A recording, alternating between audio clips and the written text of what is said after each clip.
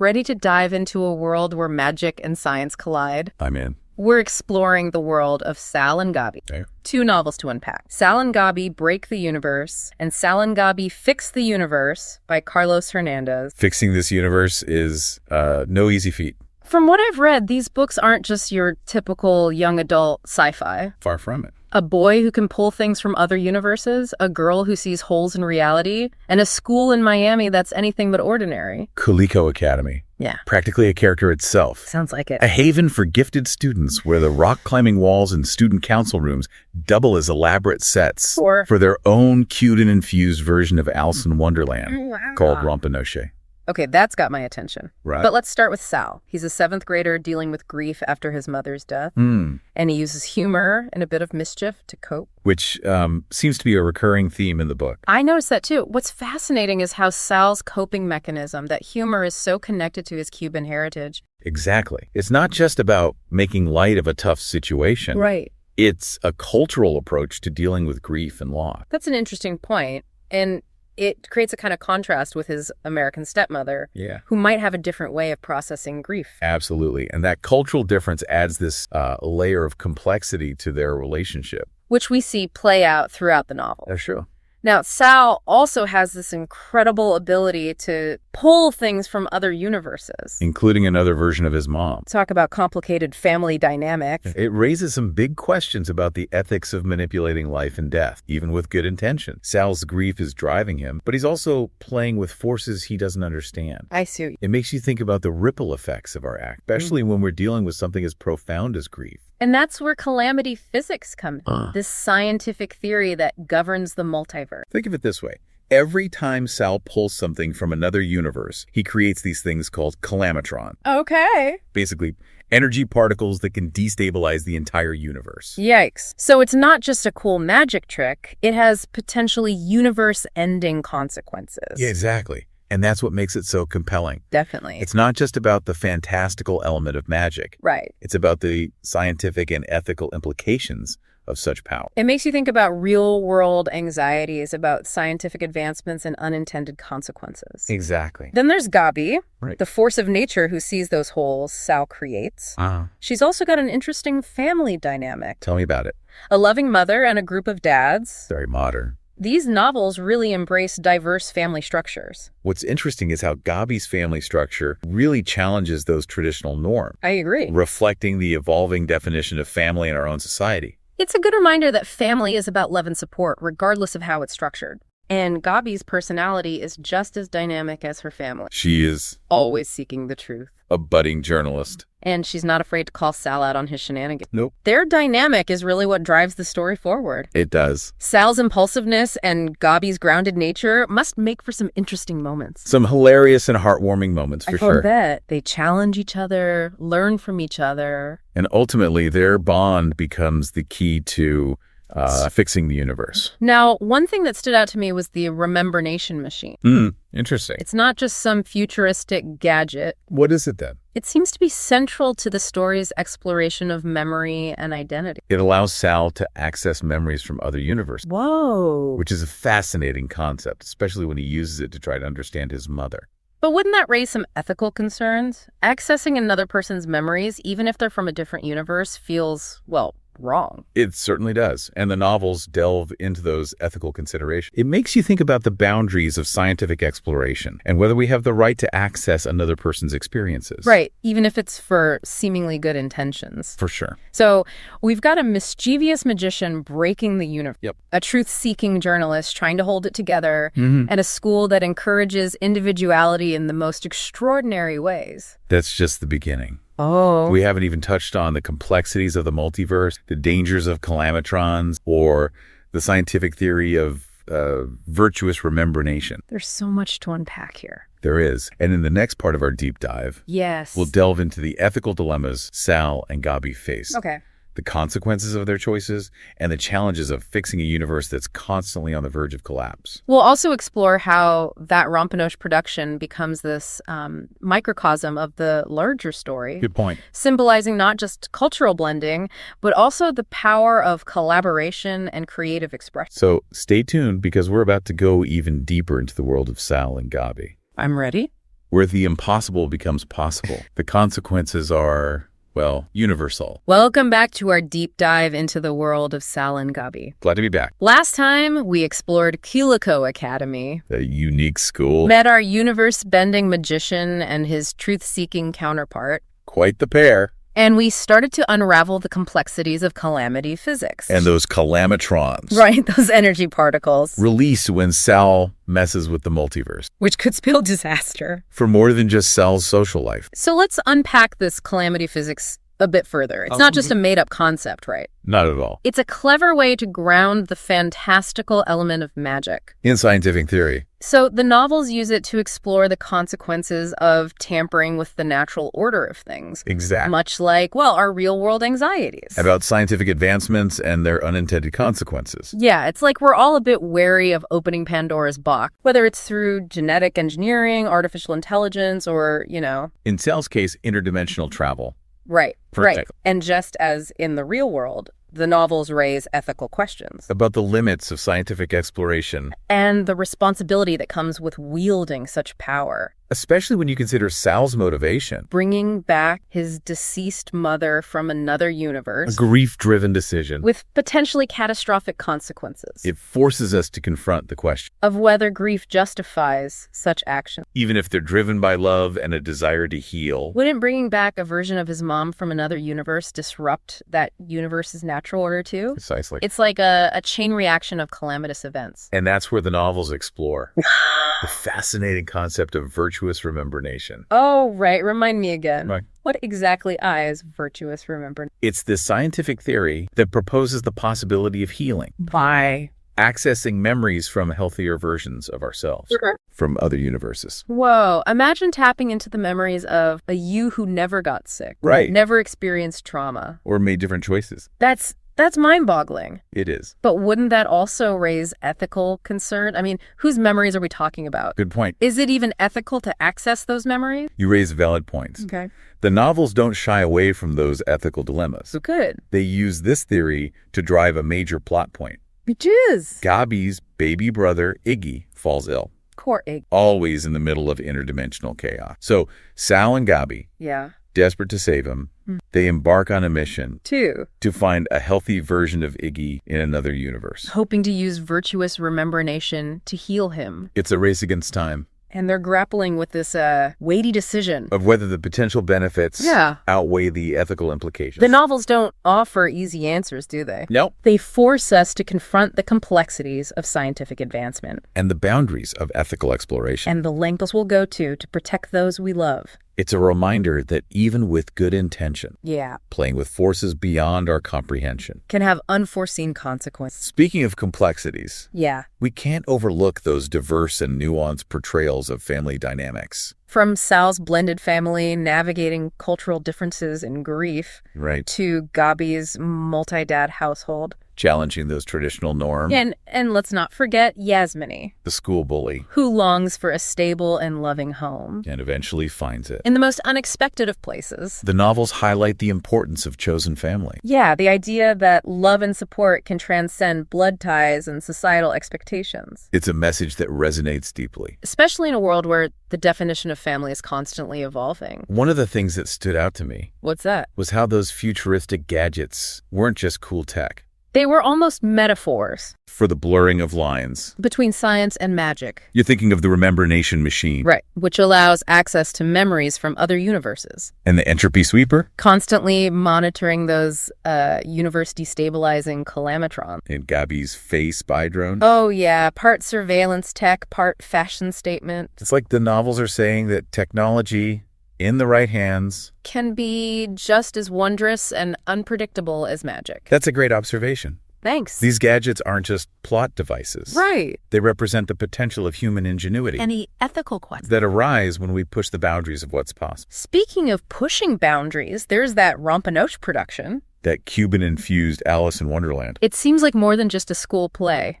You're right. It's like a microcosm of the larger themes of cultural blending. And the power of creative expression. It's about embracing individuality collaborating with others, and finding beauty in the unexpected, the students' passion for the production. despite all the chaos and challenges. It's a reminder that even amidst universe-saving missions, Yeah. there's a need for those artistic outlets. For community. And for the joy of creation. As through these creative endeavors, that we often discover unexpected solutions. new ways of seeing the world. And a deeper understanding of ourselves and others. It seems like these novels are encouraging us to find our own Rumpanosh. Our own creative outlet. Even amidst the chaos of everyday life. Exactly. It's about finding that spark of passion. That unique way of expressing ourselves. And sharing it with the world. Now, we've talked a lot about the serious stuff. Yeah, the ethical dilemmas, the potential for disaster. The weighty choices Sal and Gabi face. But let's not forget the humor. That permeates these stories. It's not just about comic relief. It's a coping A mechanism. way to deal with the weight of the world. Literally. That scene Which one? where Sal tries to impress Gabi a magic trick involving flowers, but ends up putting a fake tarantula on her face. Oh, the infamous tarantula. It's a perfect example of Sal's impulsiveness backfiring. Right. But it's also a reminder that even in the midst of universe-breaking events We can find humor, lightness, and connection, through shared laughter. and that laughter can be a powerful antidote. To fear, anxiety. And that overwhelming feeling that the world is falling apart. Speaking of the world falling apart, Yes.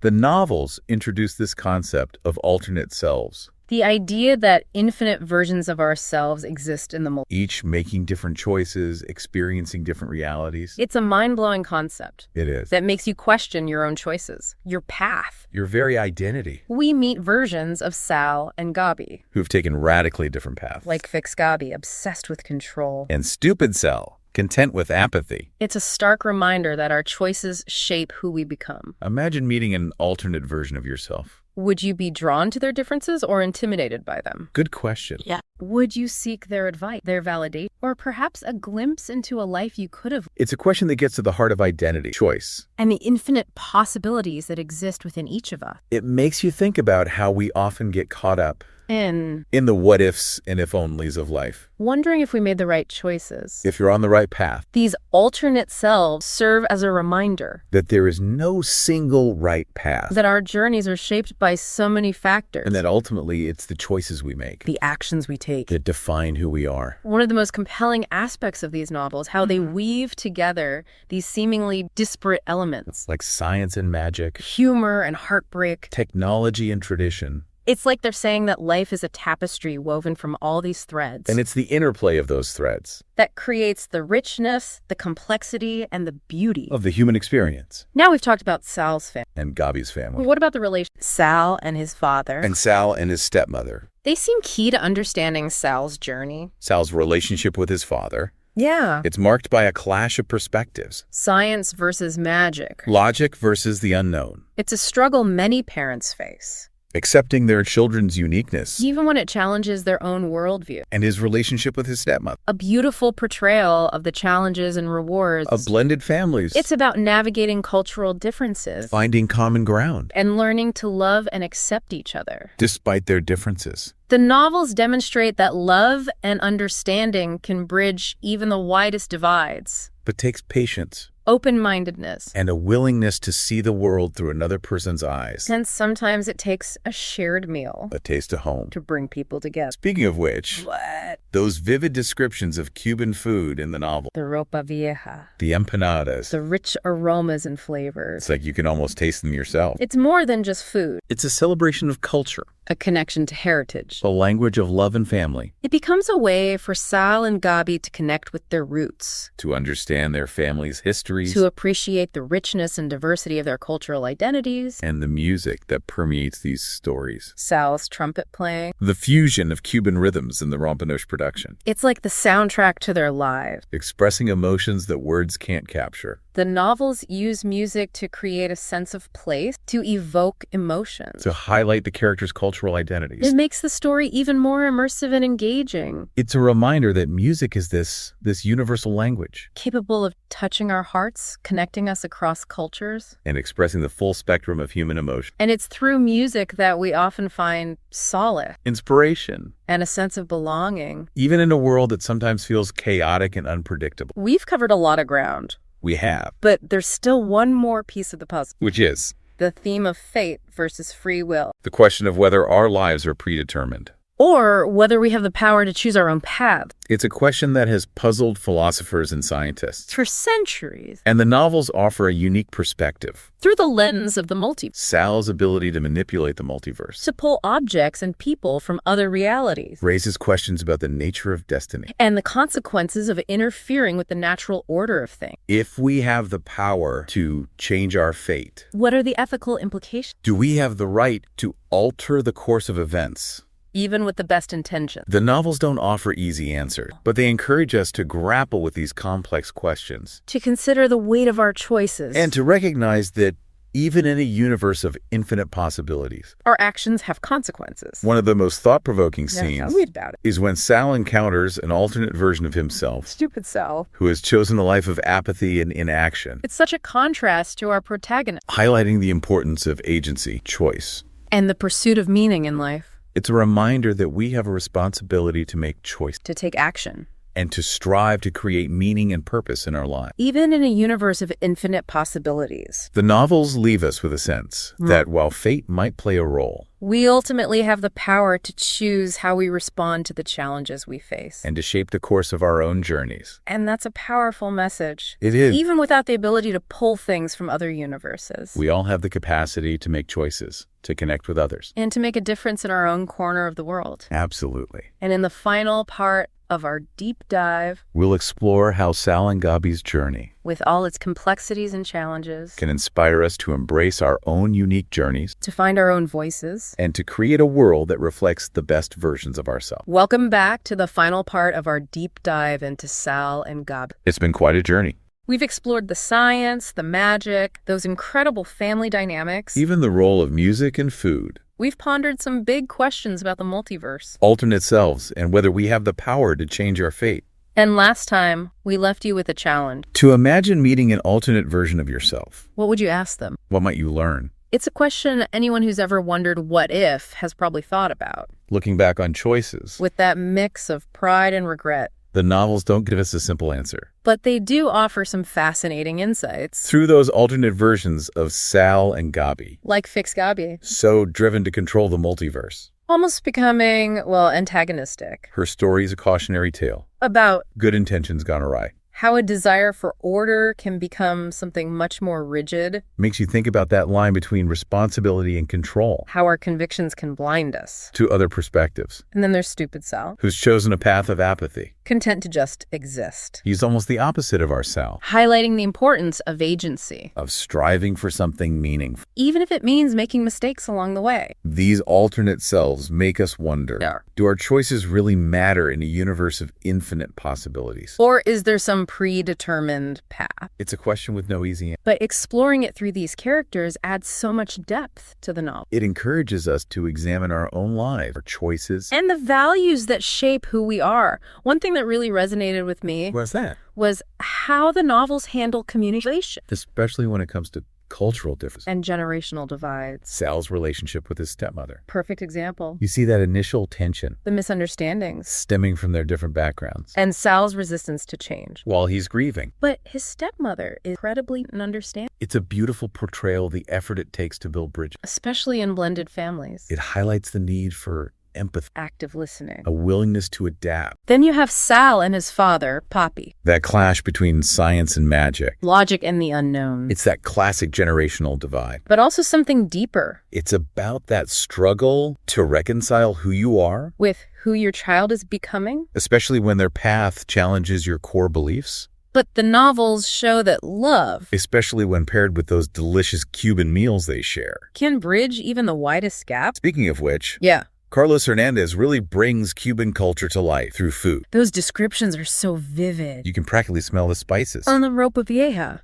To those mouth-watering empanadas. Food becomes more than just sustenance. It's a language of love. A symbol of family traditions. A way to connect with heritage. It adds this whole other dimension to the story. Reminding us that food is often about so much more than just what's on the plate. And the music. Sal's trumpet playing. Those Cuban rhythms woven into Rompanoche. It's like the heartbeat of these stories. It's a way for the characters to express their emotions. Emotions they might not be able to put into words. And it connects them to their... in a way that feels both personal and universal. Like the music adds another layer of meaning to everything. Now, speaking of Rompanoche, That Cuban-infused interactive Alice in Wonderland. pretty ambitious for a school production. Absolutely. It's chaotic, creative, a bit over the top. But also incredibly symbolic. It reflects the larger themes of cultural blending. The power of creative expression. It's about embracing individuality, collaborating. And finding beauty in the unexpected. It also reminds us that even amidst the chaos, Of life. or even a universe-saving mission, There's a need for art, for community. for that pure joy of creation, And sometimes it's through those creative endeavors. that we discover solutions, perspectives, a deeper understanding of ourselves, We've explored the multiverse, pondered ethical dilemmas. even taken a culinary journey through Cuba. But what does it all mean? What's the takeaway? These novels are so much more than just sci-fi adventures. They tackle real-life issues. Grief, family dynamics, the importance of communication. Finding your place in a world that doesn't always make sense. They celebrate diversity. Not just through family structures, but through the richness of Cuban culture. And Sal's experience with diabetes. Carlos Hernandez created a world that's fantastical and grounded, Full of humor and heart. and ultimately incredibly hopeful. We've laughed, cried, Considered the infinite possibility. and maybe even learned a little something about ourselves along the way. That's the power of a good story, isn't it? It transports us, challenges. Leaves us with a sense of... So as we wrap up, Let's circle back to that question. what would you ask your alternate? What wisdom might they offer? What paths might they reveal? And maybe, more important, What can we learn from Sal and Gabi's journey? that we can apply to our own lives. Because even without the ability to pull things from other universes, We all have the power to make choices, to connect with others. to make a difference. Thanks for joining us. Keep exploring, keep questioning. And remember, The multiverse both within us and around us. is full of possibilities. Until next time, keep diving deep.